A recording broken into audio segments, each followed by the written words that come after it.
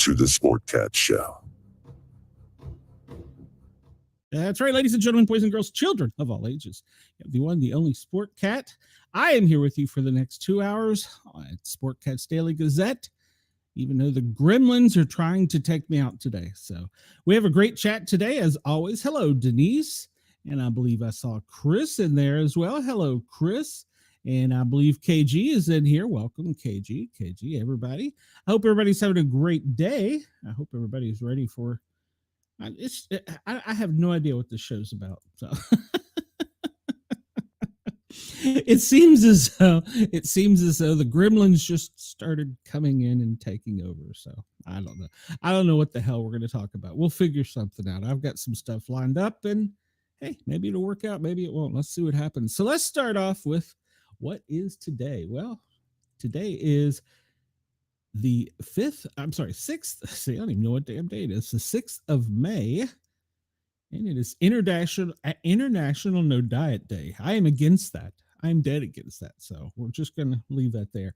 National Nurses Day. Well, we can give nurses a day. They had Firefighter Day a few days ago, so we'll give them a day. They deserve it. Teachers, they definitely deserve a day. Childhood Depression Awareness Day. Definitely something that we should all be aware of because it is a thing. And let's see, Dr. Mark A. Grow, Cardiothoracic Surgeon Appreciation Day. Well, I don't know who that particular doctor is, but we do want to thank all of the cardiothoracic surgeons around the world because without them, lots and lots of people would not be with us. Joseph Brackett Day. Okay, we're going to have to check this one out. I know what a cardiosurgeon is, but I don't know what Joseph Brackett is. Celebrating Joseph Brackett Day on May 6th. It's a day to celebrate the amazing talent of the songwriter and composer of the song Simple Gifts. He is also well known as an author and songwriter, and he later became the elder of the United Society of Believers in Christ's second appearing, also known as the Shakers. Well, okay. All right. So that's interesting. So there you go. That's who Joseph Brackett is, and that's why he has a day. So congratulations, Joe. You got a great day. Chris says Dr. Mark A. Grow apparently has a high opinion of himself. Yeah, why can't I have a National Sportcat Day? A day where we all wear yellow and black. I'm just curious. National Aiden, spelled A-I-D-A-N. It's the Irish derivative name, Aiden. And, well, if you know anybody named Aiden, say, hey, today's your day. National Beverage Day, whether you prefer a cold one or, well, let's just see what kind of beverage they're talking about because this could be something interesting. It's a day encouraging you to drink. No, National Beverage Day falls on May 6th. We couldn't be more excited. The day encourages us to sit back, relax, and enjoy our favorite beverage. Comes in any form, whether you prefer a hot one or a cold one. The good news, there's one for every taste. All right, well, beverages have always existed, one form or another, since the beginning of mankind. Well, duh, we need water. Varied forms and significance in different cultures can be as viewed as once-in-a-while treat or as a driving force behind a much-needed morning pick-me-up. Shout out to all and they say coffee lovers. I was going to say Mountain Dew lovers. So the origins of this day are a little uncertain, but early mentions of National Beverage Day can be found as early as 1921. This time is known as Bottled Carbonated Beverage Day. Good Lord, that's more to say. So why can't we just say it's National Mountain Dew Day or National Coca-Cola Day? So today is National Beverage Day. Go get yourself a beverage. It's National Crepe Suzette Day, and I have never had one. National Foster Care Day. National Tony Day. I do know a Tony. I'll text Tony and tell him hello. I'll tell Tony why isn't he watching the show. KG, text Tony V and tell him hello. It's his day today. National Tourist Appreciation Day. Well, I don't know that I get behind that one because exit 407 on I-40 at the Smoky Mountains, this time of year is hell. A Poem on Your Pillow Day.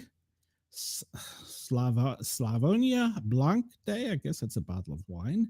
National World Asthma Day. Wear a gray ribbon and help support your friends suffering from asthma.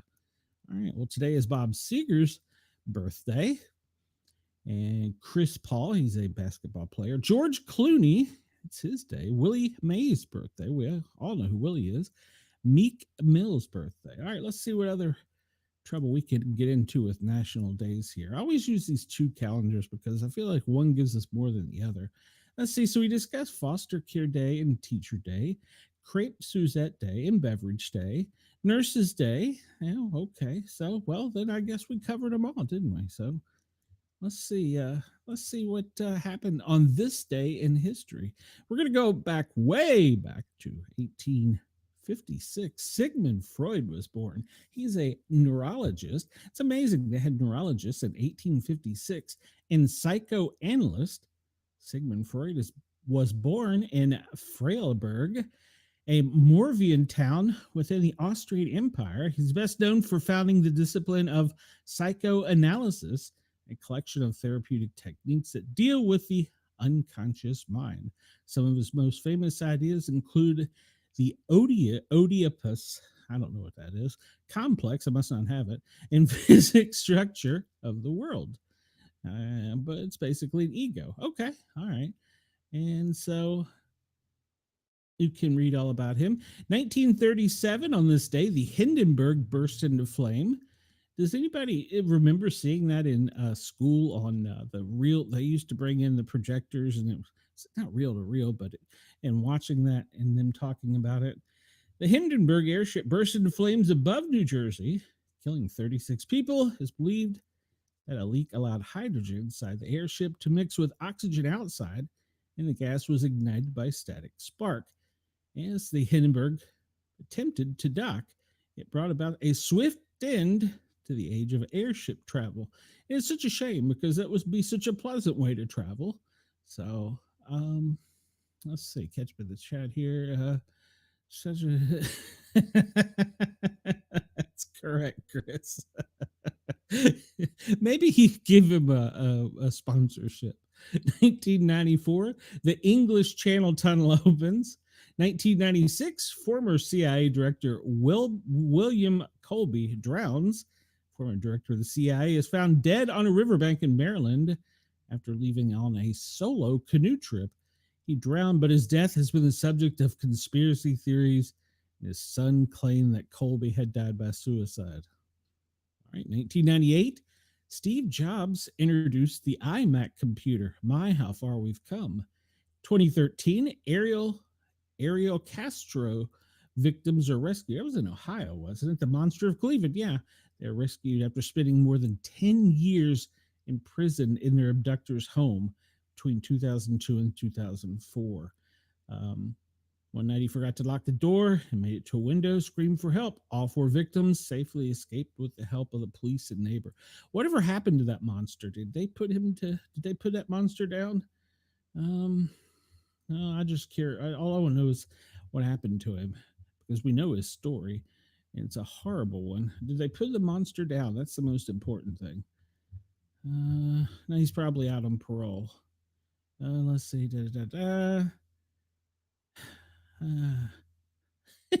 He claims the sex was consensual. Yeah, it's consensual if you're chained to a wall. This article doesn't say. Well, I'd like to find out what happened to that monster and see if he was put down. I know some people will say that's a bit harsh. I think I lost a viewer or two yesterday for making a comment like that, but somehow it's true. Even that's a bit extreme for Andy Wendell. So, all right, 1527, Spanish and German imperial troops sack Rome, ending the Renaissance era. And Charles III, Duke of Bourbon, or it's probably pronounced Bourbon, is killed in the assault, removing any restraint for the victorious soldiers. 1626, Dutch colonist Peter Minute organizes the purchase of the Manhattan Island from Native Americans for 60 guilders worth of goods. Wonder what that would be worth today. Believed to be the Canarsie Indians of the Lenape. Okay. We talked about the Hindenburg. Joseph Stalin become premier of the Soviet Union in 1941. Today in film, 2004, Friends, 20 years ago. Wow. 2004 TV sitcom Friends airs the series finale of its 10th and final season. Wow. All right. 1966, Rolling Stones releases the famous Paint It Black. All right. That's great. In 1954, English athlete Roger Bannister becomes the first to run a sub 4 minute mile. So, what is it now? And when you're doing PT, they want you to do an 8 minute mile, I think. So, I'm a fat kid. I could never do an 8 minute mile. So, all right. Well, we'll start out with some news that most of mainstream media isn't talking about. This comes to us from The Hill, an article by Tara Sutter. And protesters are occupying the University of Washington building. All right. Pro Palestine protesters have occupied a building at the University of Washington in Seattle on Monday, according to a student newspaper. The Daily, a UW student newspaper, reported Monday that the school's interdisciplinary engineering building had been occupied by pro Palestine protesters over financial links between Boeing and the university. The group Students United for Palestine Equality and Return claimed in a post on Monday. On Medium, it was taking this building amidst the current and renewed wave of student Antifta. No, it's not An, it's Intifta. I don't know what the difference in An and In. Intifta. The University of Washington is a direct partner with the genocide of the Palestine people through its allegiance to its partnership with Boeing. Boeing manufactures the F-15 fighters, the Apache helicopters, Hellfire missiles, and 500-pound bombs, which Israel uses to murder entire Palestinian families and destroy Palestinian homes, schools, hospitals, and mosques, according to the group. Boeing has a historically strong presence in the Seattle area with two major factories north and south of downtown in Everett and Renton, employing many of the community around Puget Sound. University spokesperson Victor Balta said in a statement that later Monday's number of individuals temporarily occupied the interdisciplinary building and created a dangerous environment in and around the building. The school also said that close to 30 people were arrested. I need to find the applause button. Where's my applause button? Yay. 30 people were arrested. Isn't that it? Okay, that's enough. Stop. There. Okay. 30 people were arrested, and that it will refer charges of trespassing property, destruction, disorderly conduct, and conspiracy to give an authority to local prosecutors. Police worked with law enforcement partners to contain the situation and begin clearing the outside of the building at 10:30 p.m. before moving into the building to clear it at 11 p.m., the university said in a statement. The Hill has reached out to UW and Boeing for a comment, and there is no reply as of yet. So, all right, well, they got him out. All right, I'm sure I'll lose a subscriber or two over this. This comes to us from the Daily Wire. An exclusive, according to Spencer Lindquist, Trump makes move to supercharge deportations using local cops. Let him enforce the law. So, it seems reasonable. The Trump administration is taking a major step to supercharge deportation efforts by deputizing law enforcement across the country to carry out immigration enforcement, a Department of Homeland Security memo exclusively reviewed by the Daily Wire reviews. The memo lays out that the DHS has signed 562 agreements with state and local law enforcement groups, taking advantage of federal law that allows the agencies to enforce certain aspects of immigration law. While these sorts of agreements existed in the previous administration, the number of agreements signed since Trump took office has already risen by 316%. It's an increase from what was signed during the 4 years of the previous administration. The agreements could be one of the biggest keys to boosting deportation numbers, which members of the administration have reportedly grown frustrated. They apparently have grown frustrated with an estimated 18.6 million illegal aliens currently present in the United States and a judiciary that has continuously stonewalled the Trump administration attempts to deport illegal aliens. The federal government may otherwise struggle to remove a significant share of the illegal population without support from local law enforcement partners. Under the agreement, state and local law enforcement agencies are able to conduct immigration enforcement operations with ICE oversight, use federal immigration databases to identify the status of arrestees, and initiate ICE detainers to hold illegal aliens until ICE can gain custody of them, providing what could be a massive force multiplier in the Trump administration to deport at least 1 million illegal aliens per year. The administration says its collaboration with state and local enforcement is yielding results. Since January 20th, our partnership with state and local law enforcements have led to 1,100 arrests of dangerous criminal illegal aliens, the Homeland Security memo says. ICE has also trained over 5,000 officers across the country to help track down and arrest criminal illegal aliens in their communities. One far-left organization backed by George Soros, Open Society Foundations, complained that these agreements are designed to extend the reach of the Trump deportation machine. Now they're proving to be an effective force multiplier for the Trump administration as it seeks to enforce federal immigration law. There's a key word there, law. One of these agreements resulted in Operation Tidal Wave, a first of its kind joint immigration enforcement from Homeland Security and Florida. So in just 6 days, 1,120 criminal illegal aliens were arrested, including dozens of rapists, murderers, drug traffickers, and MS-13 members. The DHS asserts. I would like to see that. I would like to see the actual charges.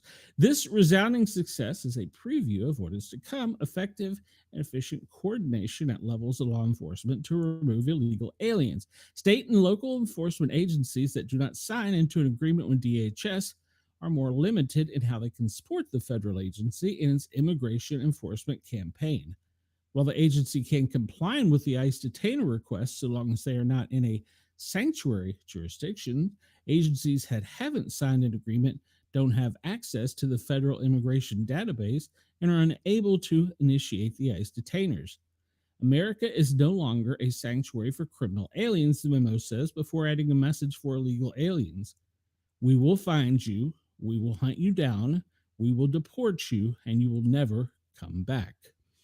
Now, I would like to see in this article, they cite in a quote from the memo, 1,120 illegal aliens were arrested. Okay. But I want to know how we can support the dozens of rapists, murderers, drug traffickers, and MS-13 members. I want to know how they support that assertion. That, to me, is the most important part.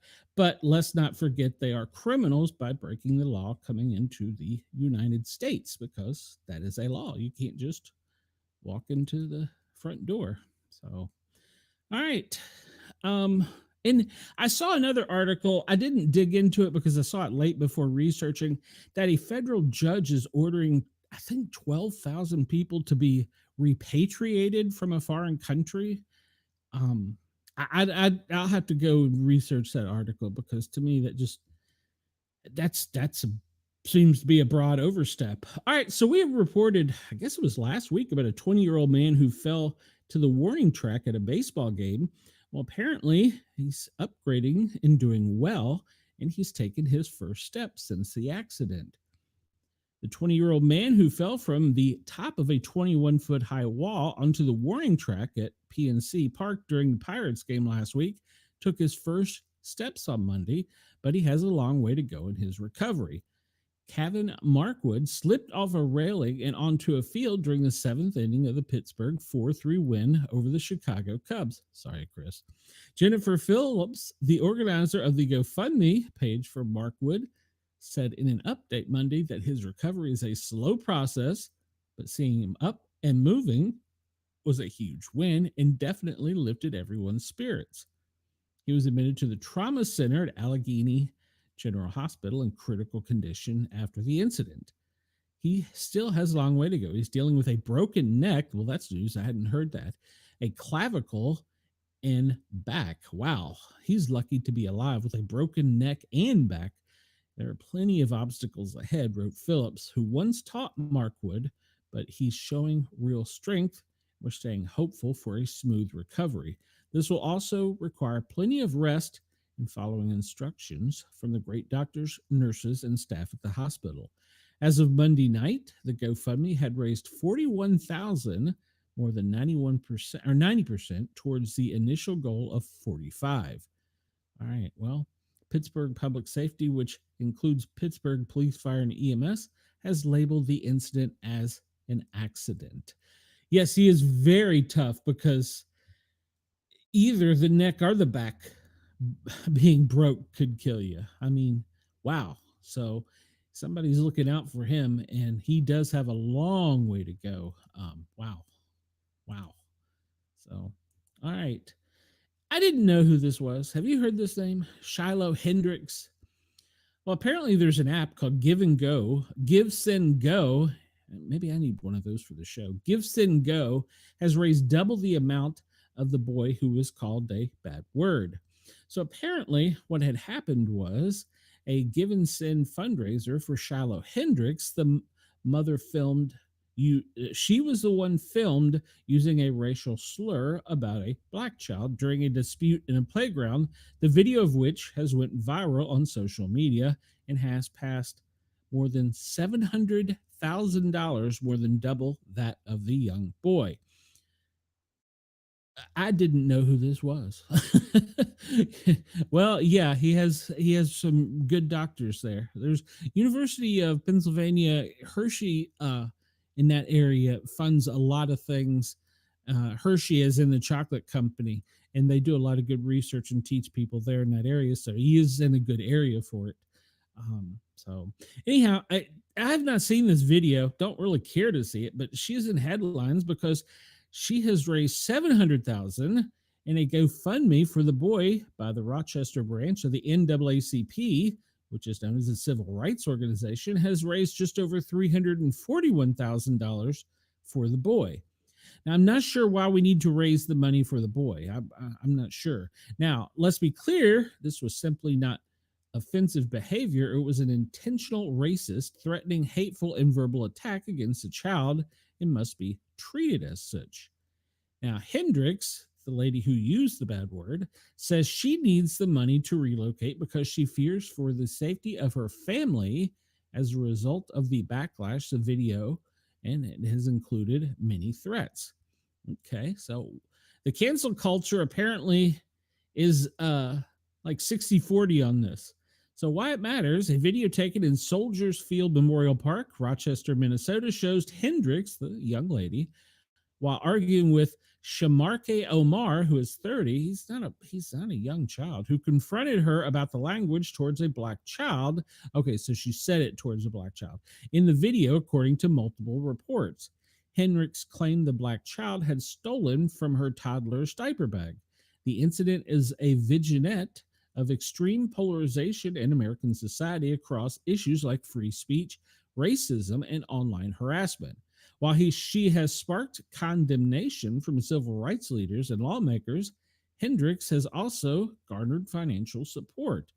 In her fundraiser called Help Me Protect My Family, she said she was in a very dire situation and that her personal information, including address, social security number, okay, we're getting a bit extreme with this, have been leaked. She added that she and her children face online threats and great turmoil and that she was considering relocating. But the Rochester NAACP, which has called on authorities to investigate the incident, has called her fundraiser abhorrent and totally unacceptable. So Newsweek has contacted the NAACP and they have not reached out. The Rochester Police Department previously told Newsweek it was looking into the incident, saying the Rochester Police Department is aware of the video that was posted on social media and has received multiple calls related to it. We are gathering information and actively looking into the matter. And so what people are saying, Rochester NAACP President Whale Agnabi, told the Minnesota Star Tribune, Now she's fundraising on this, and it's just abhorrent and totally unacceptable. She needs to face legal consequences for all her actions. This is a disgrace. The group told the Washington Post, shockingly, the woman's responsible for this hateful act has launched a fundraiser campaigning for herself. Many of the comments from her supporters celebrate and justify her hate. We've been asked by countless community members how they can help. The campaign is our answer. I'm not sure what the NAACP is going to get out of this aside for fundraising, maybe support for a lawyer, but it seems to me that cancel culture is 60-40 on this one. So, yeah, I don't know. I'd never heard of her. So who knew? So Wendell says, I need her to give me some money. His car broke down. All right. And Chris says, when are people going to realize that if you are out anywhere in public, you're more than likely being recorded by someone, something? Yes, absolutely. It's incredible. The thing I saw a video last night, and it was somewhere I want to say up in New Jersey, of a bus driver that got ticked off at a car that cut him off. And we're talking about a public city bus, and he just pushed the car down the road for a couple blocks, maybe longer. It's like, yeah, that guy doesn't have a job anymore.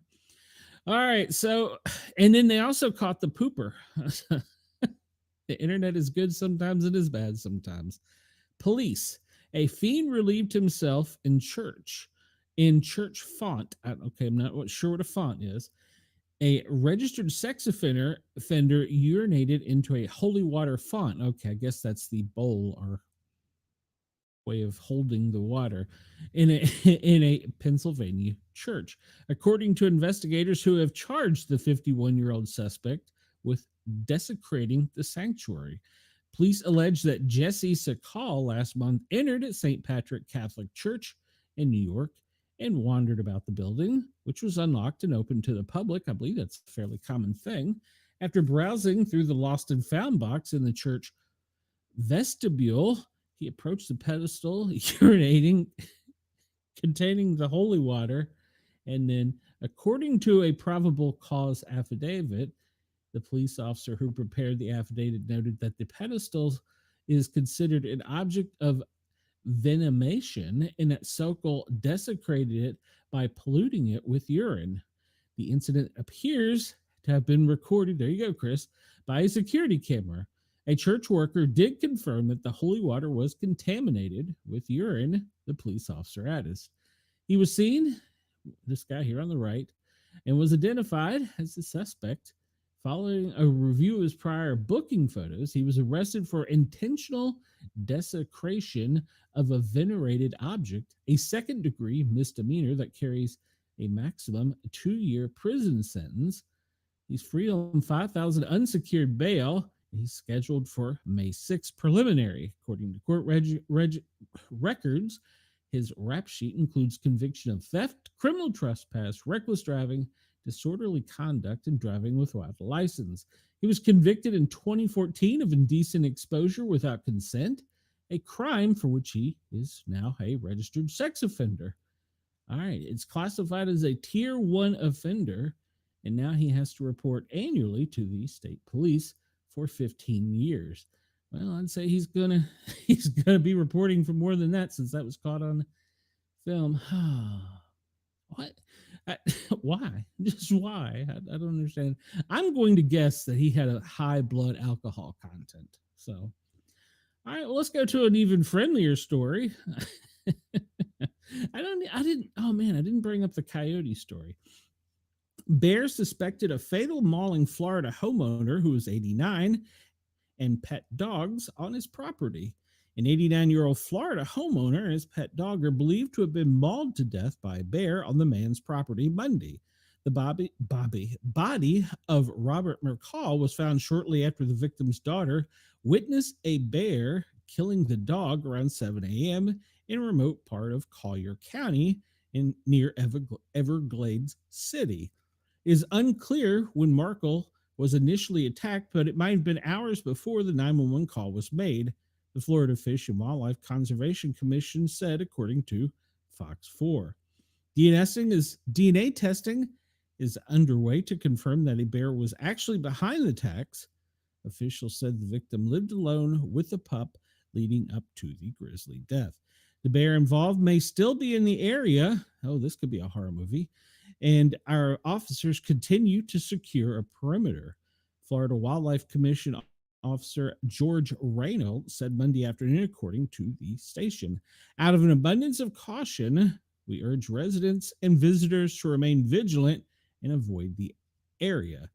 Hours later, wildlife officials pulled a dead bear from nearby woods around 9 p.m. after a series of loud pops were heard 2 separate times over a 45-minute period, according to the Naples Daily News.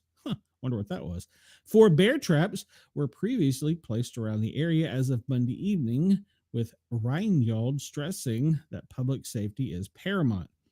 If DNA confirms a bear killed Markle, it would be Florida's first recorded fatal bear attack since the Florida Wildlife Commission started keeping track of that data. There are roughly 4,000 bears across the Sunshine State that live in forests and swamps in the Elgin Air Force Base in Nicola National Forest. They believe that residents should not run away or climb up a tree if they come face to face with a bear, but to slowly back away. Or as I was told, get a whistle, but that's another story. Residents are also urged to avoid direct eye contact with bears because that could be seen as aggressive behaviors. But if a bear launches at a person, they are advised to fight back aggressively. People have successfully fended off bear attacks using rocks, sticks, or even their bare hands, according to the Florida Commission. Okay, don't make eye contact with a bear. That's bad. I'm not trying to make light of this story, but that making eye contact, that's a little crazy. But it's probably a good idea not to. Wendell, if you see Bigfoot, do not make eye contact with it. So it could be bad. And there was also an article that I should have brought up about a coyote attacking the same man twice on a beach out near Cocoa, Florida, I believe it was. Or it might have been a little bit further south. All right, well, let's continue with animals going crazy. Beachgoers lucky escape from unusually aggressive stingray attack. Ooh, this comes to us from down under. A York Peninsula woman is recovering from an unusual and aggressive eagle ray attack after a 15-centimeter barb pierced her arm, barely missing an artery. Pam Bennett was part of a group investigating the effects of algae bloom on the South Australian coast when the incident occurred. Minutes after entering the water, she was struck from behind. Suddenly, felt like a dog bite. It doesn't hurt at first, she said. At that moment, there probably wasn't excruciating pain. Exactly, the pain comes after.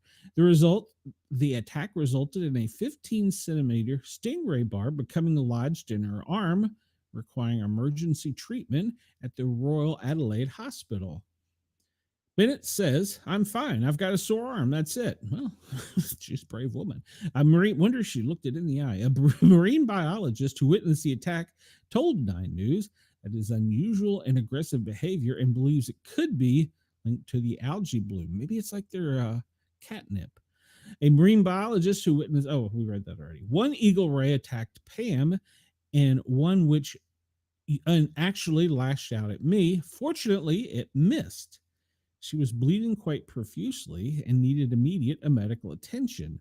And they believe that the uncharacteristic aggression may be linked to the algae bloom affecting part of the South Australian coast. He explained that warmer than usual waters are fueling the bloom, which can coat the gills of marine life, potentially depriving them of oxygen. I've been snorkeling for about 50 years and never seen anything remotely like this. The attack comes a day after a great whale shark was found dead on Henley Beach. The algae bloom and its potential effects on marine life are under investigation by the Department of Primary Industries, according to Bosley.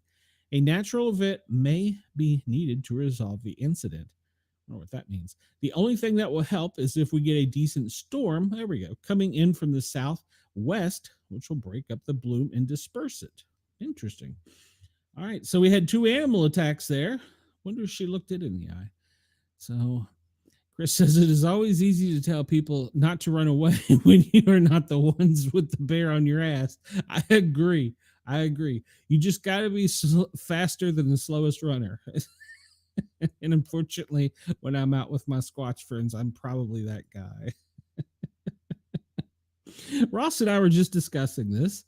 Scientists discover a terrifying new brain glitch that millions suffer every day, which is the opposite of deja vu.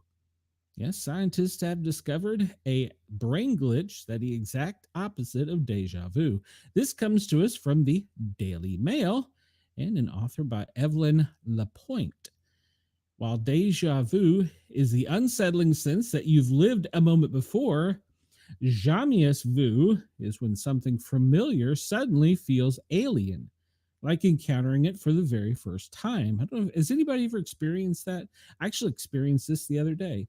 You've likely felt it walking through your hometown and suddenly feeling lost or repeating a common word until it sounds strange and meaningless. Repetition is often the trigger.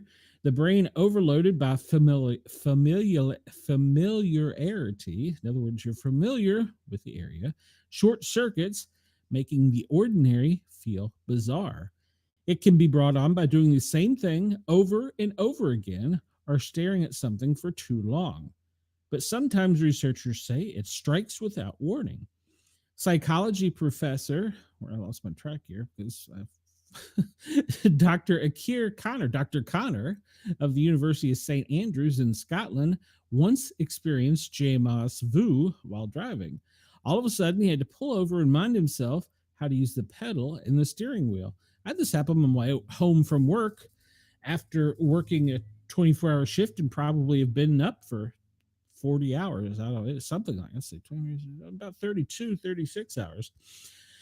I was 2 blocks from my house and had to turn around and go back until I recognized an area that I knew, and I went home a separate way. I was literally blocks from my house. Through experiments, they found that Jamas Vu is a signal that something has become too automatic, forcing you to snap out of the repetition. The feeling of unreality is a fact reality check. In fact, it says O'Connor and his colleague, Dr. Christopher Mullen, his professor, good Lord, of cognitive neuropsychology at the University Grenoble Alps in France, wrote in The Conversation. It makes sense that this has to happen. Our cognitive senses must stay flexible, allowing us to direct our attention to wherever is needed rather than getting lost in repetitive tasks for too long, they added. In their first experiment, 94 undergraduate students were asked to repeatedly write the same word. They did this with 12 different words, ranging from common terms like door to more uncommon terms like sword, S-W-A-R-D. The researchers asked participants to write as quickly as possible, but told them they were allowed to stop if they started feeling strange, got bored, or their hand began to hurt. Roughly 70% of the participants stopped at least once because they began to experience Jamas Vu. The feeling usually emerged after about 1 minute of writing or 33 repetitions and happened more frequently when the participants were writing familiar words. The second experiment was essentially the same, except participants were only asked to repeatedly write the word, as the researchers assumed it is the most common word. The word the. Oh, okay, right. The word the, THE, as it is the most common word. That time, 55% of the participants stopped because of the Jamas Vu, but it only took 27 repetitions to trigger the feeling. I think that should read, but it only took, and it's 2. They described their experience as the words losing their meaning and more like they just looked at them, feeling like they lost control of their hand and feeling like the word isn't really a word, but someone tricked them into thinking it is. Researchers published their findings in the journal Memory in February of 2020. Previous studies have also identified this strange brain glitch, but O'Connor, Mullen, and their colleagues were the first to link losses of meaning and repetition to a particular feeling, Jamas vu. They believe its purpose is to snap us back to reality if you become too entrenched in a repetitive mental state or behavioral sequence. There is still a lot that experts do not understand about Jamas vu, including the precise neurological mechanism that drives it in potential association with brain disorders like epilepsy and OCD. But at least you can rest assured that this eerie feeling of unfamiliarity is actually your brain just giving you a reality check. And Wendell says, don't the Ray have a bad bacterial infection? Well, after using his barb, I guess is what you're saying, Wendell. Does the Ray have the infection? It probably does. I don't know how it works. Do they grow another one? Honestly, don't know. All right, so we're sometimes I don't want to call us prep channel here, but sometimes we do kind of talk about prepping a little bit. And since there was the power outage in Spain and Portugal, I thought it might be a good idea to remind everybody of some items they should have. And I'm not going to go too deep into this whole societal collapse idea because I'm not so sold on it, but that's just my opinion. So, some of the items that we should have in our kit, I won't use the word doomsday, but our kit, well, it would be items that we would want during a power outage and network failures. Satellite phone is essential to keep you connected. They're very expensive. The Garmin InReach Mini 2 is a lightweight satellite communicator with two-way texting and interactive SOS globally, making it extremely useful in emergency communication without network. With Bluetooth water resistance and trackback routing, it helps you return to safety with up to 14 days of battery life. Satellite tool will be the most handy in the case of an emergency. And of course, the next most essential gadget you want to get power is a portable power station. Now, they're recommending one that I don't know anything about. You can check it out. It's the Anker Solix C1000. It's an ultra fast charging and can reach 80% in 43 minutes via AC. The power station has a lifespan of 10 years and 3,000 battery cycle and has a 2,400 watt output, and it can also use a solar panel. All right. And other ideas you want to have, we've talked about this before: emergency weather radio, and some recommend a power bank, which is just basically a little battery that you keep charged up so that your phones and your tablets, if you use them, can recharge and that you can then later recharge it. And then there's also the old hand crank. Oh, those are such fun. I remember those. There's the solar panel now. And of course, there's always battery backups. So make sure that you have something to back up that power. And in an emergency situation, it's probably a good idea to keep your medical records and maybe some family photos, probably just for identification. And they're recommending a SanDisk 128 gigabyte flash drive, and it's apparently a very durable USB drive. That's a good idea. Keep your medical records, if you have any of them, on a file with you in case something happens. It's compact and secure, and that way, if you're in a situation where you've got to de-ass the area, you can go, here's all my information. And there's manual survival tools. We're not going to go into all of them, but some of include, a compass if you're moving, flintstone. That's if you want to make fire, but you should have, if you're going to be able to make fire, you need to have 3 ways of making fire, not just one. A flashlight. Yes, I've talked about that multiple times. A pen, a writing utensil. Yes. An emergency blanket. Yes, definitely.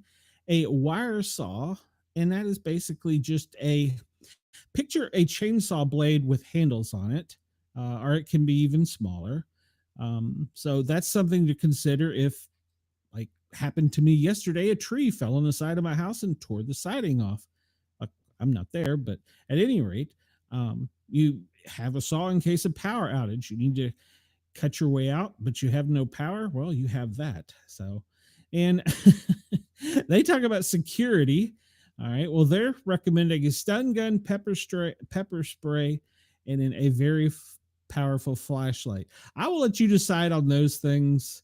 That is your own choice. But you should have some way of protecting yourself in case you do have to face power outage for long periods of time. And you should also make sure you have plenty of food stored up. And somebody brought up a valid point. Everybody stores up beans and rice. It's the thing to do. Store up beans and rice. If you've never cooked beans and rice, that's not going to do you a dang bit of good. Somebody like me that has never made beans nor rice, that would probably be a bad idea. Now, Mrs. Sportcat, the one that's domestic, I'm not, I'm feral, could handle that. But me, I'm more like a spam guy. So, and I did not know there's a thing, and apparently it's quite good. I'm going to try and find it. Canned bread. It comes out of New England, and apparently it's a thing, and it's very good and has a very long shelf life. So, who knew? So I'm going to check into that. Those are just some items. And I also want to give you a little heads up. When I get home, if I ever make it home, I have a flashlight for us to review. And I'm going to start reviewing occasionally just little gadgets, little things that you might just want to have in your pocket or nearby that are handy. So, and plus it's kind of like of a hobby for me. So, yeah, so that'll be in the near future. All right, well, this comes to us from the Daily Mail, and doomsday preppers have stunned Joe Rogan with a grim breakdown of how the world will collapse under AI. Didn't we just say it started just a few years ago? Wendell, it's very good that you have the lanterns and flashlights. Solar lighting is very good. Experts in artificial intelligence left podcaster Joe Rogan stunned as they spoke about how quickly technology is evolving. The UFC commentator invited AI experts, Jeremy and Eduardo Harris, the CEO and CTO, respectively, of Gladstone AI, onto his show. Gladstone AI is dedicated to promoting the responsible development and adaptation of AI. Rogan got into his concerns about the emerging technology with the guests right off the bat. If there's a doomsday clock for AI, what time is it, he asked? That's an interesting question because I believe we're less than 90 seconds to midnight, according to the doomsday clock. I'd have to go look. Jeremy soon replied that there's a bunch of disagreement amongst experts in the field, but concluded AI could hit human level capabilities across the board by 2027 or 2028. You'll be able to have AI on your show and ask it in what the doomsday clock is like. By then, he quipped. Why ask it? It's already in charge. But Rogan lamented that AI probably would not laugh at this joke. Germain explained that lab called MTR recently conducted a study that showed how quickly AI models are improving. In the study, researchers gave the AI models a task that a human could do and compared it to take artificial intelligence the same amount of time and how quickly they were able to complete it. They found that the technology could complete tasks that would take humans less than 4 minutes to complete, with nearly 100% success rate and 50% success rate for the humans to take an hour. So in other words, AI could take 4 minutes and we take an hour. Eduardo then noted that the rate is increasing almost every 4 months, especially for tasks involving research and software engineering. By 2027, he concluded the kind of work AI researchers does in a month could be done by AI itself within 50% success rate. At that point, Eduardo joked, Rogan could have an AI system as a guest and ask it itself what the AI doomsday clock looks like. All right, so there you go. This interview came as Demis Hassabis, the CEO of DeepMind at Google, shared his belief that scientists are on track to create artificial general intelligence within the next 5 to 10 years. Artificial genuine intelligence, general, refers to artificial intelligence with software that rivals the cognitive ability of a human. It's a hypothetical stage of AI advancement, as currently the technology can pull from existing content and doesn't have the curiosity or imagination to create new concepts like humans do. I don't know that that's 100% true. So they go on to say that basically by 2027, the robots are going to take us over. We're screwed. So Chris says, if they can sell bread in cans, I will begin selling beer in bread bags. I'm telling you, I saw it on one of these prepper channels. It's true. I'm going to try and find a can, and I will do a review of it, because the guy that did it, he said it's best served with Boston baked beans and a Boston sausage. I do not know what the difference between a Boston sausage and a regular sausage is, but I will find out the answer to that. Uh, at any rate, AI. And speaking of AI, I ran into an interesting thing last night on the interwebs. It's funny, I'm always running into these strange things.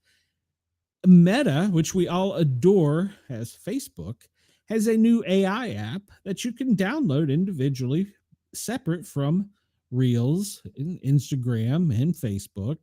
And it's called Meta AI. And you can ask it any question you want. You can ask it to draw a funny picture.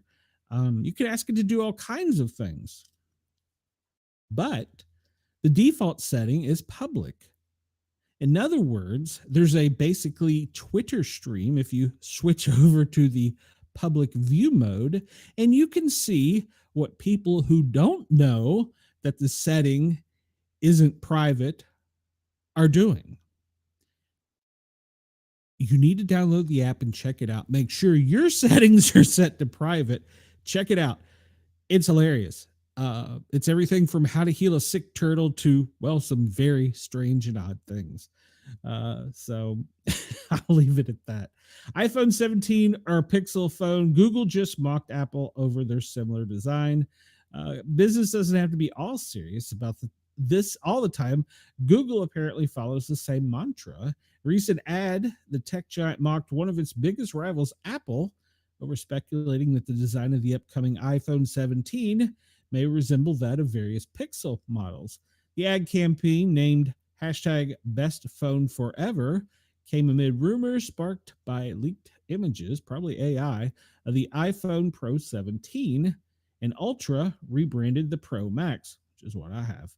Reports suggest that the iPhone 17 will feature major hardware revamps as compared to previous iPhones. And so they went back and forth over this. And the only reason I have the phone is because, I don't know if you remember, but the last time I was here, mine caught on fire. The only way to buy a new one was AT&T forced me to buy the most modern, newest one up to date. Let's see. We won't cover this, but this is U.S. celebrity news if you want to check it out. Nicolas Cage had a near-death experience while preparing for a new movie. He could have died. Well, he found himself facing his own mortality while learning to surf in preparation for his latest film. Cage is 61. Why in the world is he taking surfing lessons at 61? The Surfer, which hits theaters 13 May. In the movie, he stars an anonymous businessman who moves back to Australia to buy the beach house of his childhood. Despite the premise, Cage's character doesn't actually spend that much time in the waves. Still, a key scene toward the film's end reportedly shows the actor actually in the water showing off his new death-tempting skills, and he admits it was difficult for him to obtain. Yeah, at 61, he's got to be in great conditions. We had weather conditions, and believe it or not, sharks. You're in Australia, dude. And things like that. All the S that he told Entertainment Weekly in an interview published Saturday, May 3rd. I surf, but every time I attempted surfing, I've been pounded to smithereens.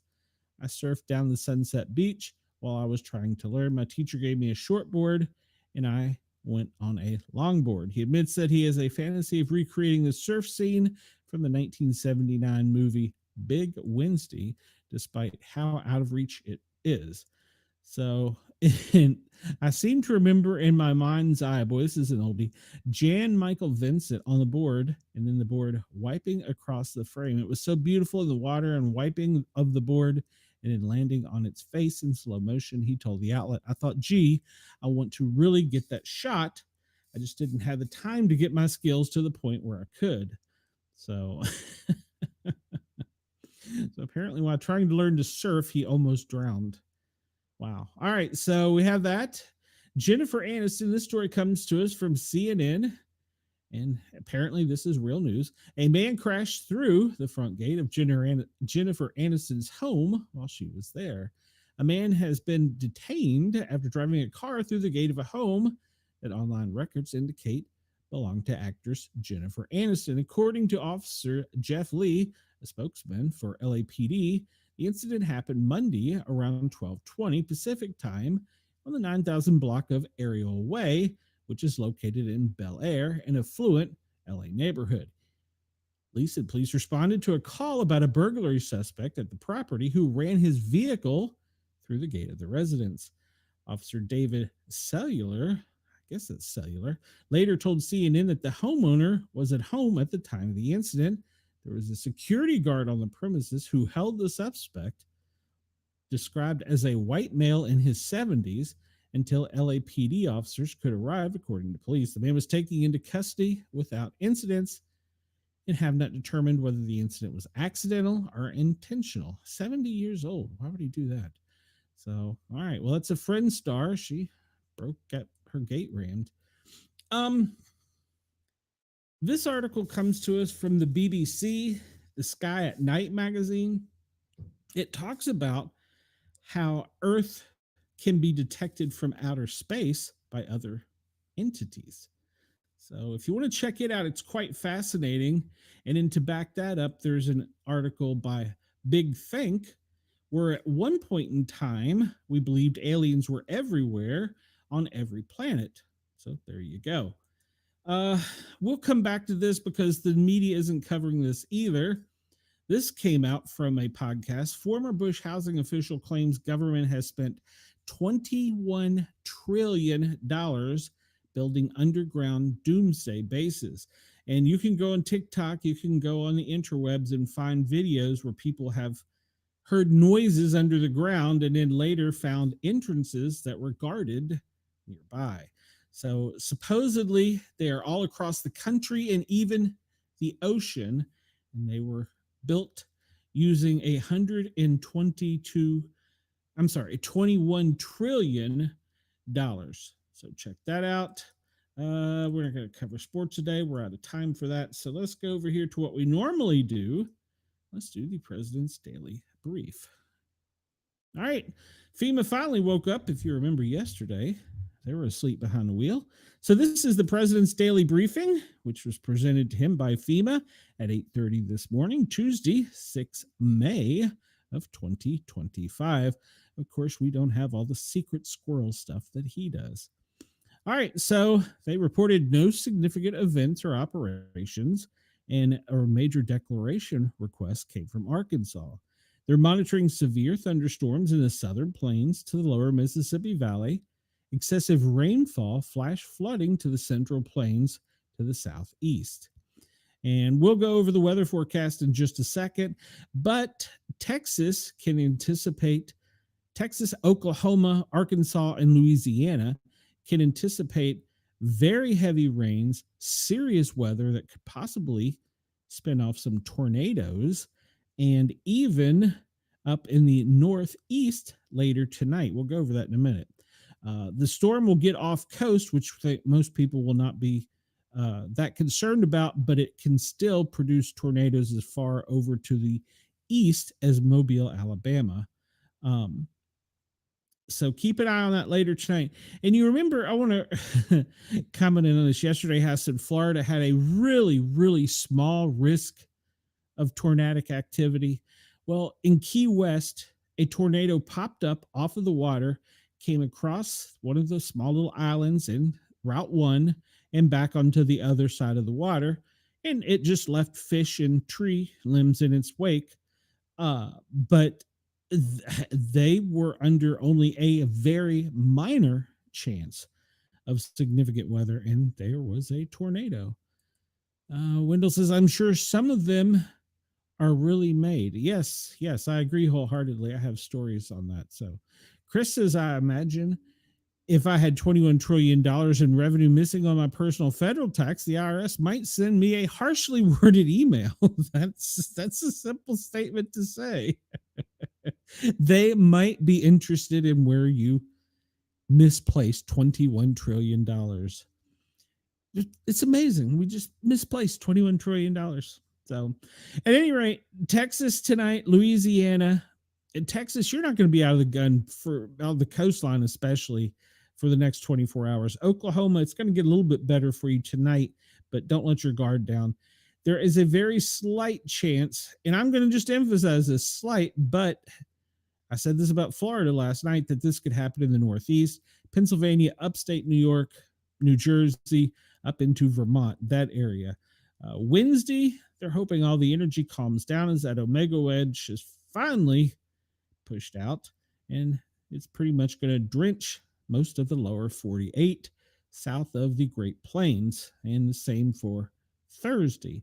So for the expected intense rainfall, Louisiana, the Texas coastline, in Alabama, you are in the area of the most significant amount of rain. And in some parts of Texas and Louisiana, during the night, there's a possibility of hail as big around as 2 inches. I'm not sure, but I think that's a softball. So keep your eyes on that. They mentioned this into Wednesday because it's going into the overnight hours, and it will be extending because this storm is going to be off the coast in the Gulf of America. It's extending over towards Mobile, Alabama. And so the coastline is going to get a good soaking.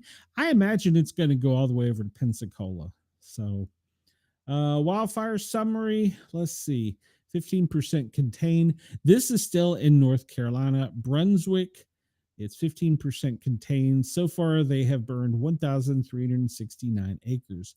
We'll get a bigger picture of that. So what they're watching, of course, we have to mention snow in the upper elevations in the Midwest and that's not really the West, it's the Midwest. The Deep South can anticipate extreme weather from Texas all the way over to Florida along the Gulf of America, as far inland as Birmingham to Oklahoma. And then up in the Northeast later tonight, if it gets a little bit of energy coming off the lakes, depending on the timing, you could see some tornadic activity. Florida, not to leave you out, you could see something as well. Let's jump into the next one here and see what we got. Next we had the president's daily briefing. 9 a.m., they got a little late time to come in. The media got it to show up at 9. And if you ever want to go check out a guy on YouTube, tell him I sent you. Penguin 6, he reports on the media in D.C., and he does, of course, the other things because he's a journalist, but he does some great 20-minute videos a day of what happened with the media around the White House. It's sometimes funny, other times it's serious, but Penguin 6 over on YouTube, give him a like, follow, share, tell him Sportcat sent you, and enjoy his videos daily. So at 11:30 a.m., we get to meet the new Prime Minister of Canada. Yay, we finally get to meet him. And then at 11:45, we're going to have bilateral meetings with the Prime Minister of Canada. 12:15, we're going to have a bilateral lunch with the Prime Minister of Canada. I would love to know the menu. And that will be to a closed press. 3:30, the president participates in a FIFA task force meeting. And that will be the White House press pool. FIFA, as in soccer? I don't know. 5 o'clock, president participates in the swearing-in ceremony for the assistant to the president, senior advisor, and special envoy. Another person, I don't know what they do. So there you go. But at 5 o'clock, they're going to be sworn in. All right. And we were correct in our calling yesterday that the president was going to be making the sports announcement where the NFL was going to have the 2027 um, NFL draft on the National Mall. All right, so DEF CON, our level hasn't changed. I looked at some of the terrorist threats uh, from other countries, and they're listed as substantial to moderate to more likely than not. They all use different terminology, but everybody's on high alert. Basically, tensions are high. Newest things: Israel airstrikes at the Sana'a airport. Evacuations warnings are in Yemen. The Israeli ministry reported a complete shutdown of the airport after the strikes, and also reported the striking several central power stations. And Israel believes that was done by Iran, and so they promise that they're going to retaliate. So that'll be fun times. And then, of course, the Israel Air Force carried out strikes on the Houthis, as I'm sure so did we overnight. So yeah, joint U.S. Operations to hit the Houthis. My question is this about the Houthis. Every time I see a video or something of them on the web, they're using like a John boat with a Johnson motor for the boat. And they've got like small arms, maybe a rifle, maybe a Molotov cocktail coming at our Navy ships. Why in the hell can't we eliminate them in one strike? I mean, does that make sense to you? Because if they're as bad as they keep telling us, but then the videos show that they're just basically pirates, why can't we wipe them out? I don't understand. Maybe I'm illiterate on that fact, but at any rate, all right, so we're going to look at the forecast. This is the National Weather Service daily briefing, and we can see they've actually extended it. All of Oklahoma, most of the southern to the eastern section of Texas, portions of Arkansas, Louisiana. I'm sorry, it's your turning the hole. The storm is slow moving. It's going to the east. It's not really going to the northeast. It's venturing a little bit more to the southeast because of the energy it's getting off of the Gulf of America. So you're under the gun, as well as Texas. And like I said, later tonight, that storm's going to regain some energy when a warm water comes in at high tide, giving it more energy. And that could extend as far over. I'm going to say, well, it shows on this map actually that it does, to Pensacola, maybe even Escambia County, over to the east in Florida. And it's going to teardrop back in size all the way up over Oklahoma. So be weather aware. Have two ways of monitoring for weather conditions. Have working smoke detectors that are both battery and electrical powered. And as always, be aware of your surroundings. Have flashlights and some sort of tool to help get yourself out of a situation if you need to. And Chris said, many people have been saying that there have been no NFL drafts with more highly anticipated announcements than the one yesterday. They're saying it's a beautiful and perfect. Hey, you forgot. It was bold. It was bold and big announcement. After this year's draft, I think I'm over it. I mean, we took this year's draft. I don't want to say this. And the draft occurred as it probably should, but it didn't occur the way the media wanted it to. So they made a bigger deal of it, and they're trying to smear the NFL and the teams because it didn't go the way that the media wanted it to go. So if that makes sense. If you're an NFL fan, you'll understand.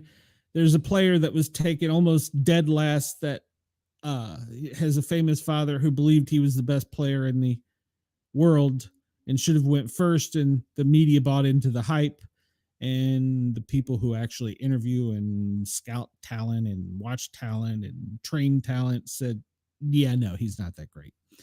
I would be surprised if he's not in the Canadian Football League next year, if not the Arena Football League, which, hey, there's a new team in Nashville called the Cats, I believe, and they're co-owned by John Goodell, Jeff Fisher, and Peyton Manning. There, another fact for you. All right, I'll leave my sports stuff alone. We're running late on time here. All right, so tomorrow's schedule, the National Weather Service is keeping that isolated weather down to the south and southeast in the Gulf of America because of the energy they're anticipating coming up.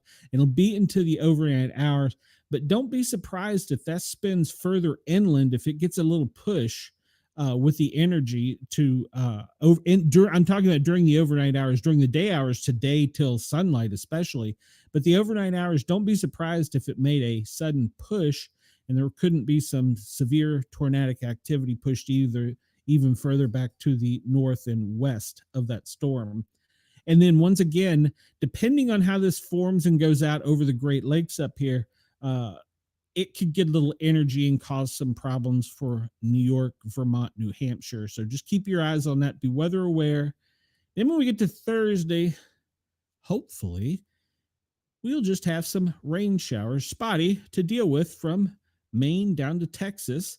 And most of the Midwest and West will remain dry, except for Colorado. It's going to snow there. I'm just going to say that every day. It's going to snow every day in Colorado because it won't matter if I'm right or wrong. 50% of the time, I got it. All right. So bye, Wendell. Come back when you can stay a bit. So, but there is your day 3 forecast. Let's look at some maps here real quick. I think I have some today. Oh, no, let's do this real quick. I'm sorry. Let's not forget our friends down under and look at the radar in Australia. Currently, there's just some spotty showers along pretty much all of the coastlines. Doesn't look to be anything serious. Let's see how much precipitation. There's really no call for precipitation inland. Maybe up around Darwin. That would be about it. Otherwise, it looks as though it's going to be kind of just a cloudy, windy day, but not too windy. Currently, the temperatures in Darwin, it's 81, 72 in, I got to zoom in every time because my glasses are so bad. Canberra, and if I'm pronouncing that wrong, please let me know, and I apologize in advance. Perth, 58, and then down in Hobart, 53. Sydney, you're looking at 65 right now. Brisbane, 58. Way back to the northeast there in Cairns, 73. And let's jump up to the U.S. and see what it feels like here. Let's see here. Currently, boom, Atlanta, 75. Knoxville, it says we're in the 60s. I don't believe it. I don't believe it. I think we're a little bit warmer than that. Okay. Let's see. Dallas, 63. New Orleans, 76.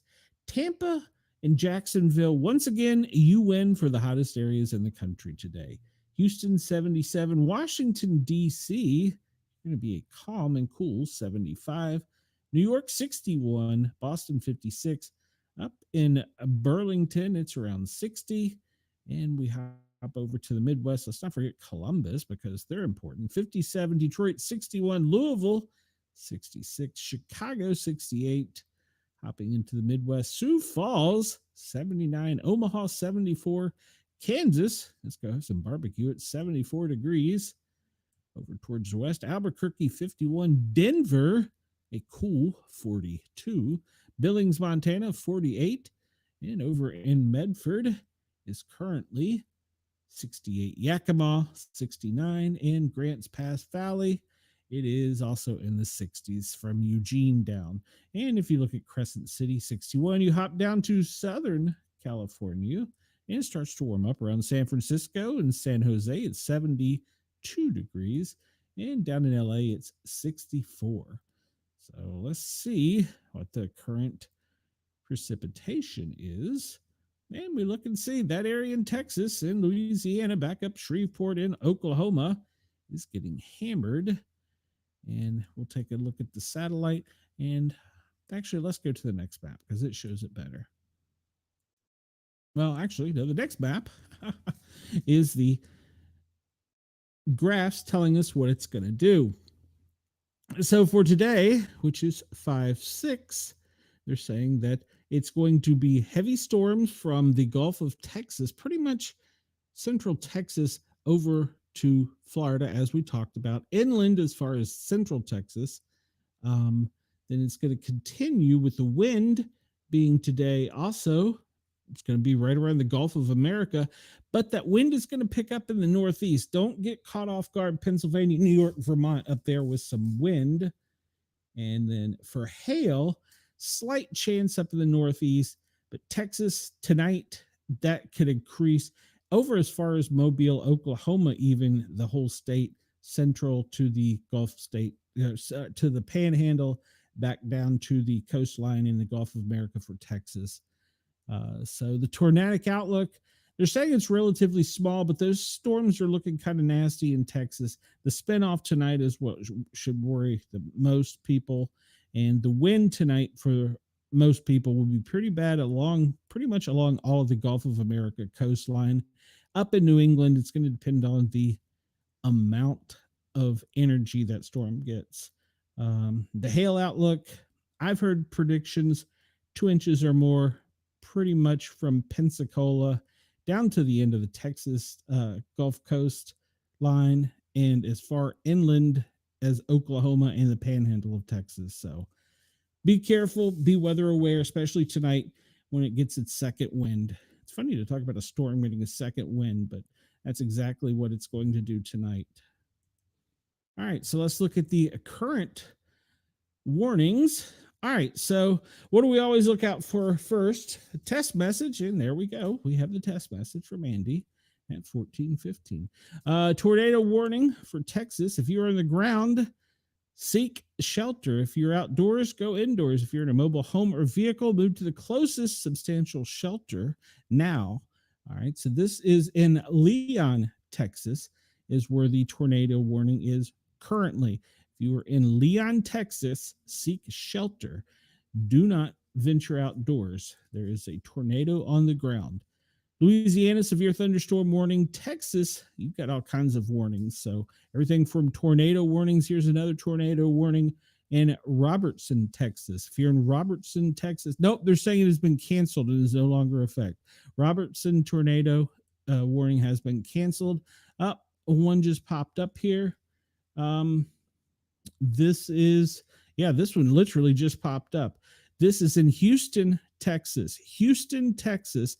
There is a tornado on the ground. Take cover now. Move to a basement or interior, lowest floor of a sturdy building. Avoid windows if you're outdoors, in a mobile home or a vehicle. Move towards the closest substantial shelter and protect yourself from flying debris.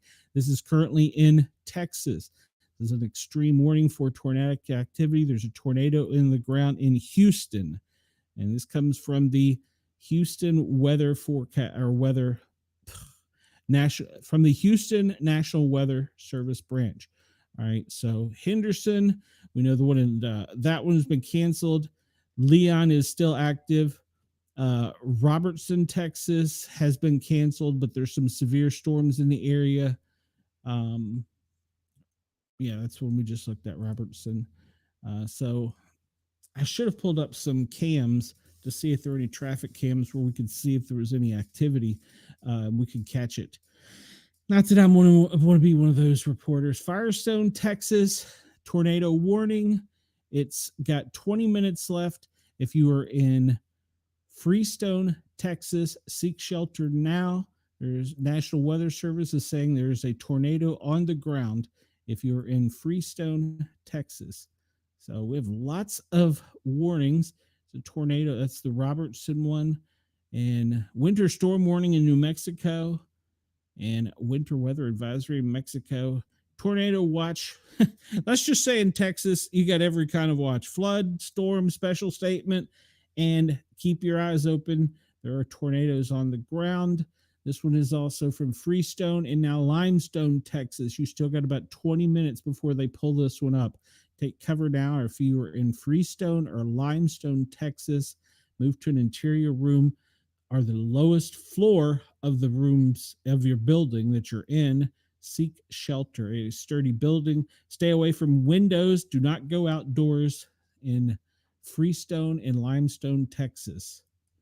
Seek shelter now. All right, so we see it's pretty popping. Let's go over to the map here and just pull this up and see where most of these storms are located.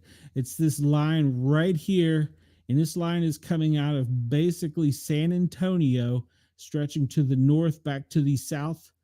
Back to the west in the Dallas-Fort Worth area. Dallas-Fort Worth is where most of the warnings are at the moment, that area. So if you're in those areas, seek shelter. There's some severe storms out there, and it's popping all the way up into Oklahoma And once again, that omega wedge, if you can just visualize it, it's right here pushing where there's nothing really across the center of the country. It's right there causing this storm on the southwest side and this storm on the northeast side to be two separate storms, but both getting energy from the Gulf of America. And this one later, when it's shunted off, will get some energy from the Atlantic and the Great Lakes. But we can look up here in, where is this? This is in Hamilton County. And you can see there's a pretty severe and significant storm there in Hamilton County. What state is this? This is New Hampshire. So, yeah, there's this pretty significant storm up there. We'll zoom out some. This is in New York, Oneida County. There's a pretty significant storm down in here to Delaware counties in Delaware, back over into Binghamton, and back down here further we get to the west of Scranton, Sullivan County, and Columbia County. This storm's pretty much going up the northeast, just to the south. To the west of the Route 1 corridor. So keep your eyes on that one in the northeast. All right, so that is our current radar as we have it right now. That front has really separated the country, and you can see it's actually pushed off the storms off the Atlantic coast. We're still trying to get energy, and it's pushing them off. It's causing a little dry spell here in the center of the South, but that's going to change up into the Ohio Valley. Tomorrow it'll be more dry, and then that's going to move to the northeast eventually. Let's look at the electrical activity, and it is off the charts right now. You can look at this at lightningmaps.org, and you can see it is just off the chart there, from San Antonio back up to Dallas, to basically almost southwest Arkansas. Get over there, center. And it is just off the chart. Just look at the electrical activity in those storms to the east in southern areas of Dallas, northeast of Austin, extending up into Arkansas. There's a lot of energy right there. That's an angry storm right there. And I would imagine somewhere right in here is where those tornadoes are. Like you see, I mean, just look at the intensity of that one. That's in Tyler, Texas, right there. So, yeah, there is some energy. Look at the energy dissipation on these lightning strikes. Quite dramatic. So, all right, since we're talking about lightning, let's go over to our next map. And I'm going to refresh this. This is the wind map. I don't think it's going to be too up to date. Past few days, it's been a little bit behind. Yeah, it's been an hour behind. It'll give us a little bit of data, but we'll look at the other one for more data. And you can look and see how it's just pulling energy off the Gulf of America to the southwest and to the northeast. And then it's also pulling air straight up the Mississippi Valley into Canada. Mississippi River into the Rocky Mountains over to Canada. But yeah, that's that one. We'll look at a more up-to-date wind map here in a minute. Let's look at power outages. Let me refresh this because it appears to be down. California, 15,351. Texas, 14,941. And Pennsylvania, they're still recovering from that other storm, and they're now having the other storms come in. Potter and Clinton counties is where most of the power outages are in Texas. Florida, you just popped up on the map there. Texas, what is that? Robertson, Leon, Limestone, Freestone, that whole area where we just saw that electrical activity is pretty much without power. And let's look over in Florida, since you just popped on the map where you came from. I don't see, unless it's up here. No. Does it list? Let's see. Customers out in Florida Power and Light. Okay. It looks like Miami-Dade. All right, so it's in the southwest section. Interesting, though. It's not showing up in, unless I'm blind, which is quite possible. Miami-Dade would be down here, 13,119. So it's down here Something's going on down there. I don't remember seeing any storms right there. Let's see here. I don't remember seeing any storms there. Is that the one? Yeah, I think that's the one. Nope, that's not the one.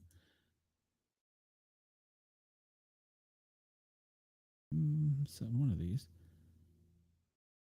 Let's just go to National Weather Service radar.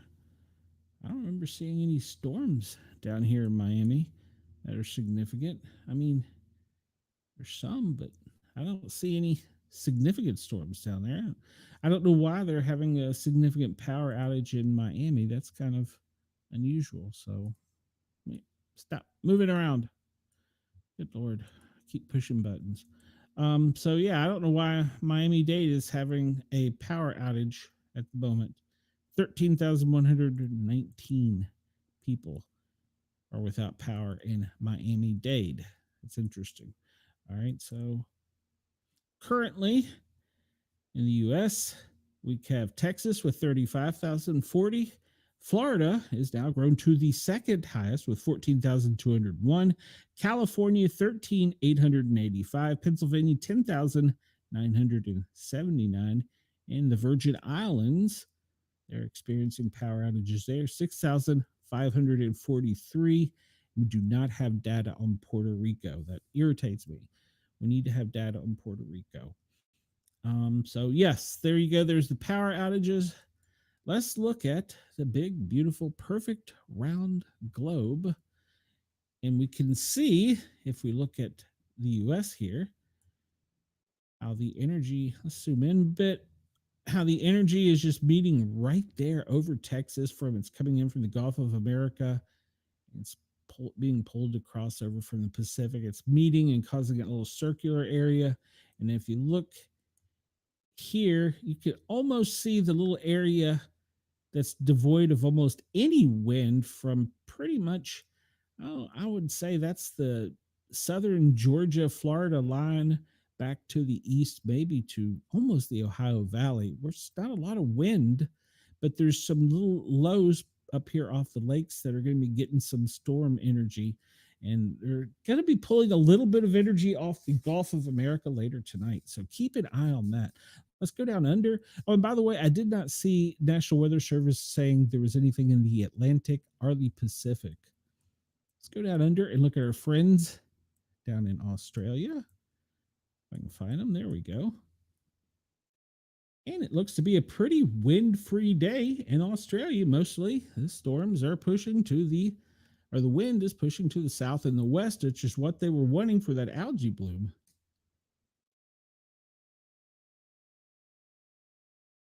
I don't recall which section of the continent the algae bloom was on, but that is the winds they were hoping for. All right. We're going to cover this real quick because, well, I don't understand this either, and we'll see why. This comes to us from the Daily Mail. 50,000 people are at major stake and told to stay indoors. Florida's air is turning toxic with 50,000 residents warned to hunker down indoors as pollution levels soar. This is over in Yerg's Radio. Forecasts suggest air quality in Tampa is set to plunge into the orange zone, or a level where the federal guidance suggests sensitive groups like older adults, like Yerg's, should take precautions and go indoors. They warn it could cause coughing, breathing problems, exacerbate any heart or lung conditions in sensitive groups, while older adults like Yerg's should not risk it because their bodies are less able to compensate for the environmental hazards. More than 403,000 people reside in Tampa, of which 50,000 are age 65 and or older and are urged to heed warning about the poor air quality. All right, so making things dangerous is a shift that won't be visible to residents, such as no smoke, no wildfire, nothing like that to warn. Instead, it's a chemical soup of ozone and particulates that infiltrate the lungs, weaken the immune systems, and chronic conditions. The EPI orange level is air quality index of 101 to 150, at which the public should go indoors, or at least those with sensitive illnesses are sensitive to allergies. So let's take a look at that real quick because it was pretty ugly before. Let's see what it is now. I'll refresh this. And it's not, it's showing a code yellow currently for Tampa, and it's only along the coastline, and it follows up into the Treasure Coast over to the Panhandle, almost to Pensacola, and it breaks again to Lafayette and comes back down through the Texas coastline with San Antonio. I find that kind of hard to believe in a code orange right now with the storms that are not far from you. Well, that storms may be to the northwest of there. So yes, Florida, upstate Florida, Treasure Coast into the Panhandle is poor air quality days. Indiana, Chicago, over to Illinois, it's not good quality for you over there. And along the coast of California, the air quality there is pretty poor. Let's look at my favorite map that I don't believe daily. This is the tree pollen map, allergy map from the National Weather. I'm sorry, from the Weather Channel. They like to call themselves the National Weather Service. And they're saying that today, pretty much across the midsection of the country, anywhere above Texas or Tennessee, it's from orange to red. It doesn't return to green till you get up into the northeast or back over to the west, slightly past above Montana. And that section of red and orange is Southwest Virginia, West Virginia, the tip of Kentucky, Indiana, Illinois, back over towards you guys. Oh, actually, it extends over. And if you go down and look, it's at the Four Corners. And then again, in pretty much most of the West and Midwest is where it is code red or orange. I don't believe it for a minute. Not going outside. The weed pollen map is still showing nothing. The grass pollen, well, there we go. It's getting higher. And then let's look at this one. This is their breathing map. And no thanks. We see they do have Tampa isolated as orange there. The Gulf Coast, I'm sorry, the Georgia coast and the Carolina coast, at least the South Carolina coast, and back into lower North Carolina and the tip of southwestern Virginia as troublesome areas, and then up in the Midwest as well. There's troublesome areas. Let's look at the pain map and see where everybody's experiencing aches and pains. And if you're up in the Northeast, that's the highest section. It's code red. Let's see. And, well, Louisiana down there where all that electrical activity is, it's kind of a code orange pain day for you. Let's look at this map, which shows us our air quality. And it's as Chris would say, a big, beautiful map. It shows us what the current air quality is. And we see, as we always see, north of the equator is where the worst air quality is. We'll zoom in on the United States. And correct, from Tampa up, pretty much all the Gulf of America can experience some poor air conditions. Looks like it's coming from the front that's pulling the air out of Africa and across the Atlantic and up into the just the tip of South America over through the islands and back up into the Gulf of America coast. And believe it or not, it's pulling that all the way up to Winnipeg, if you can believe that. But it's really hammering Mexico City and Tampa, which is on the far east and western sides of the Gulf of America. So that's where your poor air quality is the worst today. And then you look up around Columbus. I think, is that Columbus? Yes. Nope, Cincinnati. Cincinnati back up to the Mitten in Michigan and over to St. Louis, Charleston, which is West Virginia, and back up and around to Columbus. And then, of course, Chicago. Those areas is poor air quality for today. Go down under and look at the air quality down there. And you guys look to be having pretty decent air quality. There's only a little bit of problem around Sydney, and it's not that bad.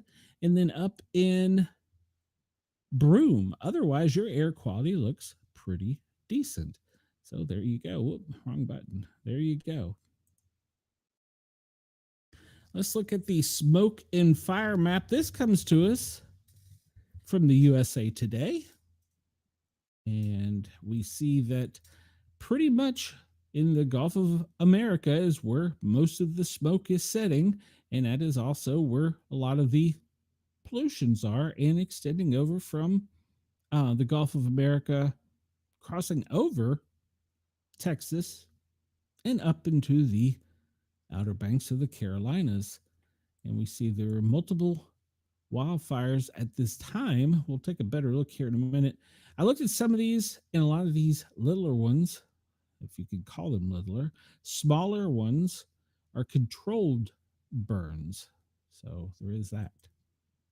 All right, we'll pull up this map. It shows us where a lot of the fires are. And like this one down in Florida, it started months ago, but it's a prescribed burn. Look at this one. This is the Black Swamp, and it's 60% contained. And we'll go back over, and 90% B Rock and Table Rock, 88% in the Carolinas. What was that other one? It's hidden here.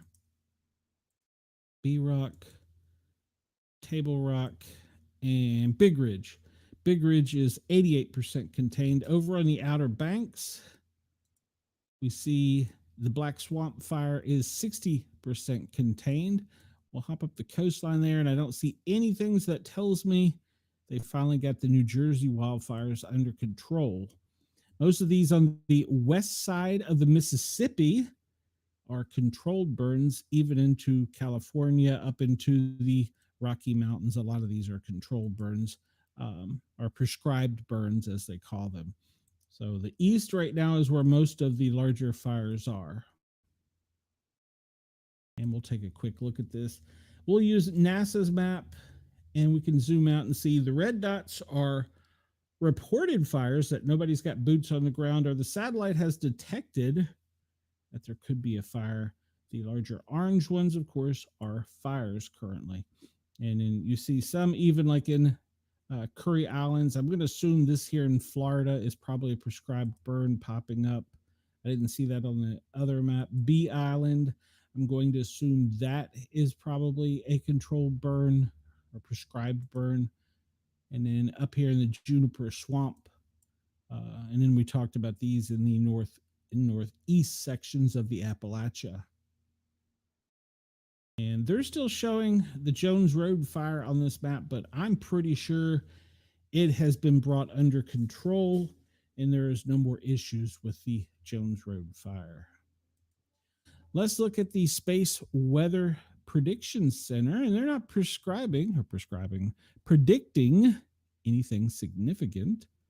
We look at the aurora effect for the next 24 hours, and we see that it doesn't appear to be anything outside the normal. It will not break down into the lower 48 to give us a view of the northern lights in the sky.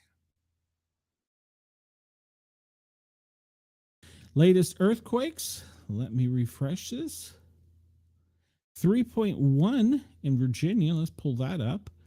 That was in Richmond. 3.1 in Richmond, Virginia.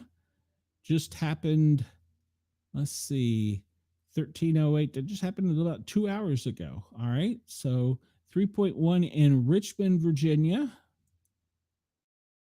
And let's see the next one for the states. We would go down to, well, it's been a while, yesterday. So that's the most recent one, is in Richmond, Virginia. Look over here and see if there's any. Let's refresh this. And they're not even showing the one yet for Richmond on this map. Interesting. All right. We'll just hop off of that then. This looks at the volcano pictures. Wendell's usually interested in this.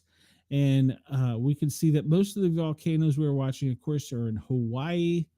And then we're concerned about these here in the islands of Alaska and up into the north near Anchorage. Otherwise, that's the only areas that we're concerned about volcanic activity at this time, according to the USGS. We look at our event list, and this brings us information from all sorts of catastrophic incidents to something as simple as we talked about earlier. In Florida, the man and his dog were killed by a black bear in Collier County yesterday. And then we jump down into the human epidemics, and there's nothing new. And the epidemic hazard, they're still getting concerned about the hepatitis outbreak in LA County and saying that they need to get ahead of this. I'm going to guess that that's probably coming from shared needle use in LA. We continue down to infectious hazards. Pakistan polio virus has been detected in sewage samples in 18 districts of Pakistan. And in Thailand, anthrax death toll stays at 1, but 98 others are still at risk. The critical infrastructure, there's nothing new. We know Haiti has had some poor infrastructure for a while. Portable water supply disruptions. We saw that Pakistan had some the other day, and it is worsening. Traffic disruptions. Spain, cable theft that caused a rail chaos was an act of sabotage. It was in Spain. Cable theft caused rail chaos was an act of sabotage. In the United Kingdom, a severe disruption to rail service between Cardiff and Newport after a fire. Go down to security conflicts, and I don't see. The only thing recent I see is the Houthi missiles at the airport in Israel. Public safety incidents in Laos, gunfire near the Laos-Thai border leaves 2 Laos soldiers dead, and bullets have struck a Thailand home. In the Russian Federation, 3 officers dead in an attack on police patrol in southern Russia. The Netherlands, a fatal shooting at a B&B belonging to Frontmen of Farmers protest group. United States, 3 were killed, 5 hurt in a shooting at a Glendale, Arizona restaurant. I believe that was yesterday. We covered that. And we talked about the incident in Tulsa.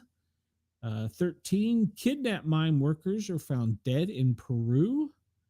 In Kenya, several injured as the Shinbanan and Gormaya fans clash. I asked you about that yesterday, Chris. Let's see, UK, that's an old story. And let's go down here. We're not really going to discuss war because you can look at the Mideast and you can look at the Baltic region, the Russian area, figure it out for yourself.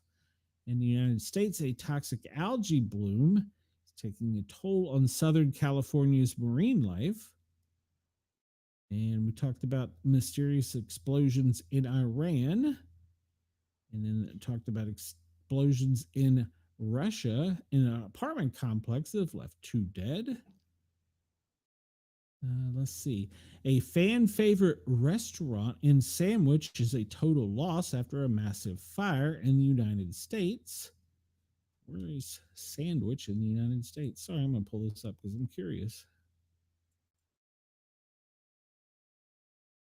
All right. Fierce flames and heavy smoke from Captain Scott's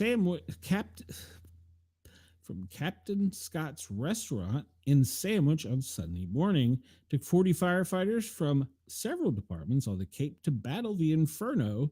The restaurant is now in ruins. Longtime customers stopped by on Monday to pay tribute. It's worse than I thought. I actually saw it on the news, said one. So let's see. Where is that? Captain Scott Seafood up in Massachusetts. Apparently, it's a local establishment destroyed by fire. Hate to hear that. All right. In Belgium, passengers evacuated after an electrical fire in a metro tunnel in Belgium. It was overnight. Harnwell fire in UK. A man dies after a blaze breaks out in his home in West London. In New Zealand overnight. Fire at a McDonald's has been deemed suspicious. I think we mentioned that one yesterday. And let's see. Fire causes significant damage to tourist famine village in Codenonga in Ireland. And I think that's it for that one. Outdoor fires. We talk a lot about the outdoor fires, but we see that they're burning freely in Africa, in the Congo, in those areas. The earthquakes we talked about just a few minutes ago, landslides over in Nepal in Asia, and we're still monitoring Spur and the Sikkim volcanoes for activity, flash flooding. Of course, we need to be weather aware in our continent, and I don't see anything new here. Structural failure in Italy, Magalino doesn't say anybody was injured. And let's see, Pakistan, 6 minor girls died of suffocation in Pakistan. Dozens of cats found dead in over 60 homes. And let me restart that. Dozens of cats found dead, over 60 rescued from a home on Long Island. That's sad news. And let's see, traffic incidents, nothing new there for airplanes. And Indonesia, 12 killed, 5 injured in a bus crash. In a fiery crash in eastern Kansas, kills 8 people, including 3 from Oklahoma. I hadn't seen that story. And North Atlantic container ship adrift after engine explosion. That's in Bermuda, which is off of the Atlantic coast. Near, I guess the nearest city would probably be the Outer Banks. You see 3 dead, several missing after a suspected migrant boat capsized off San Diego. And 30 influencers rescued after a Lamborghini yacht sinks off of Miami Beach. I didn't check that story out, like I said yesterday. Let's see. Weather, we talked about.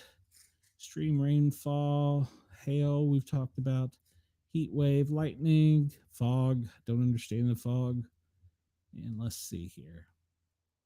We know about the tornadic activity. This is just a colorful map of everything we've just talked about.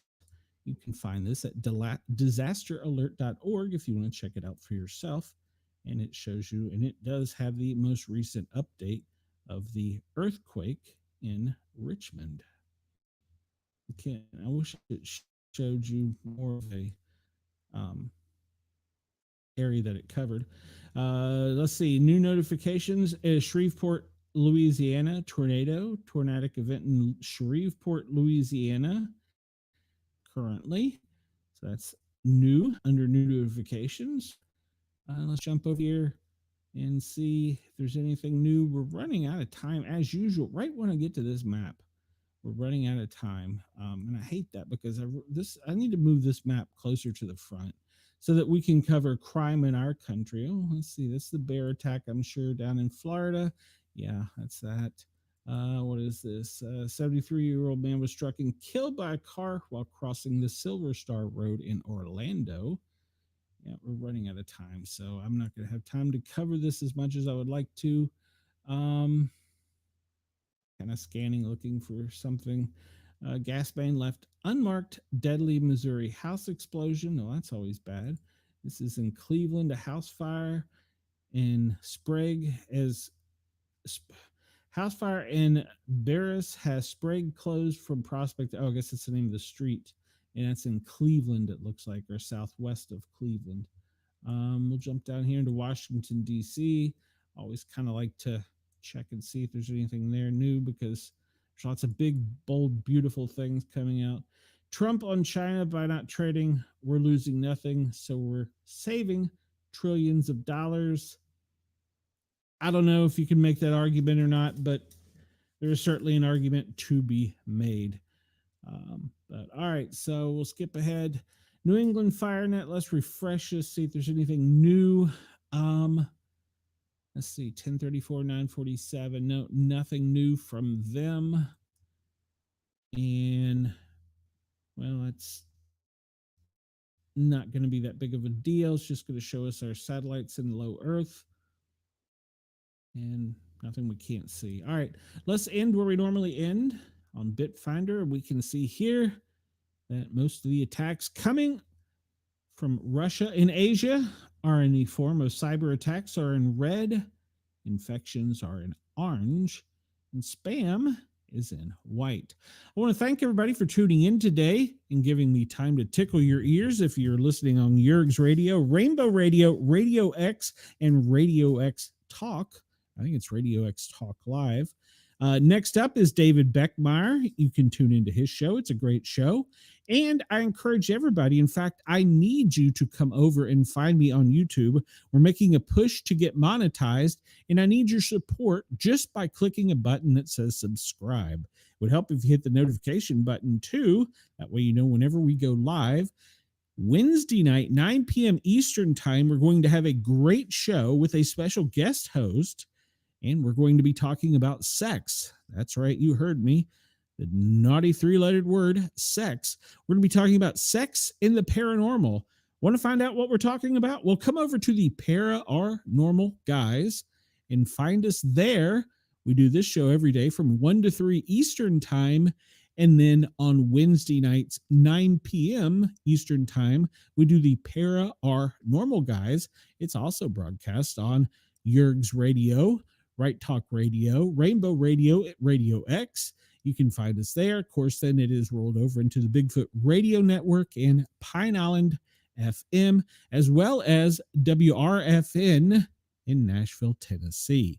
So you can check us out. But this Wednesday night, 9 p.m., come over and subscribe because, well, we're going to have a sex therapist talking about the paranormal and ghosts. Can you have consensual sex with a ghost? Does a ghost ask permission? These are questions. We want everybody in the chat to, well, bring your popcorn. I'm sure it's going to light up pretty good. So for now, Sportcat, I am out of here. I hope everybody has a great day. I'll see you tomorrow, 1 o'clock. And thank you for allowing me to tickle your ears. And thank you for tuning in to me. I will see you soon. Till then, Sportcat is out. The boss jock is leaving the building.